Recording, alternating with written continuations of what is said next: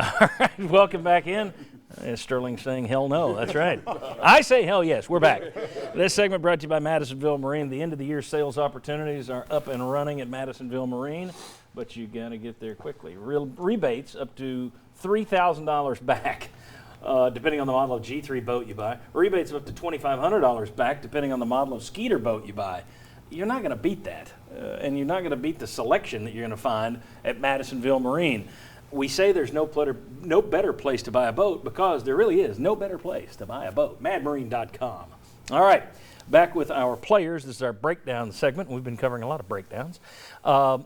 Will, you made the comment last week talking about players. Mm-hmm. They need to find the guys who aren't willing to buy in, who aren't going to do it the right way, and run them off. Yep. Well, Jeremy Pruitt kind of made it sound like that's coming. You had two players that hit the transfer portal this week. Here's what he said on Vol Calls this week. We can read the quote. We probably got a few of them who might not be with us. Some of them done left, and there might be a few more, but that's okay. They need to get out of our way because we got a bunch of them over here heading in the right direction. All right. I wonder if that's better from players doing it or from the coach doing it, saying it like that. But either way, if he's going to do that, he also told ESPN yesterday, I mentioned earlier, you're down to 69 healthy scholarship players. How many guys can you afford to run off now? Are you to the point you can't afford to run off the lollygaggers because you just need bodies? Yeah. Well, I think you run off the people that are a drain in the locker room. A detriment. Yeah, I mean, the ones that are talking bad in the locker room, that are pulling other guys down. A guy can have a bad game, and I can keep him, right? But if you're also then going into the locker room and spreading misery and just spreading doubt, then I need to get rid of you because then you're doubly bad. I mean, then you're causing other guys to question, and I've got to get rid of you at that point in time. I mean, I think the Raiders did that this week with one of their guys that's causing issues. Yeah. So I think I'm so glad the Patriots picked him up. So I think that's one of the things. You got to look at it from what are they actually doing in the locker room and the talk of they're doing, and if it's a negative guy pulling other people down, you got to get rid of that. Okay. Daniel, you want in on that one? Yeah.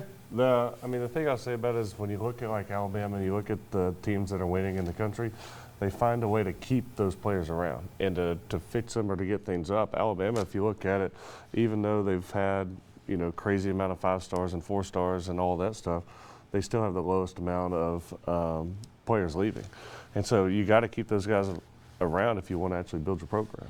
All right, let me make this short and sweet. It kind of ties into what we were talking about earlier. You're talking about a youth movement, running people off, making changes everywhere. What about a change at quarterback? You've got people now saying, well, if you're going to youth movement and Garantano's not getting it done, he's gone from being a manager who didn't get you beat to a guy who's contributing to the losses. At what point do you say, okay, we're going to go with the young quarterbacks as well? Sterling is someone who's been quarterback. I'm going to guess what your answer is going to be, but we'll let you start out and then we'll get their take. Okay, I say no. I say no. I think he's a growing pains with new offenses you have to learn. And Jared is a seasoned player. He won a lot of games for us last year. Don't never forget what he did in Auburn last year. Don't forget that. And so his the capability is there. Let him get some continuity with his offense. I think he's going to be happy with it.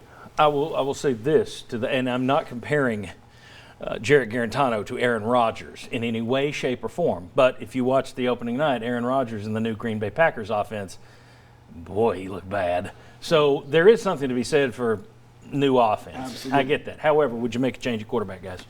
I think you have to be certain of it and be certain that you're never playing him again, because we saw him in the Georgia Tech game a few years back when he didn't get the start, and he was a detriment to the team. So you talk about having to run guys off or he's going to make the transition on his own. I think if you don't start him, you're basically saying get in the transport portal and you're going out, because I don't know if he can mentally handle that or how if he'd be a bad effect to that team after that. Daniel, you've been on teams that have flipped quarterbacks left and right. Do you stay the course or do you make a move? I'd be terrified to make the choice, but I also played in the swamp when we had Nathan Peterman come in with all those crazy turnovers. So, they've had 3-4 weeks of fall camp already this year. And so I think you got to trust that, because if he's playing this way and that's your starter, I'm terrified to see what's next. Oh, it's the glass half full, half empty version of it. All right, there you go. All right, where are the wins on Tennessee's schedule, and could Jeremy Pruitt actually play himself out of a job this year? Is that even possible? What am I saying? At Tennessee, anything's possible. We'll discuss that next. Come on back on the Sports Source.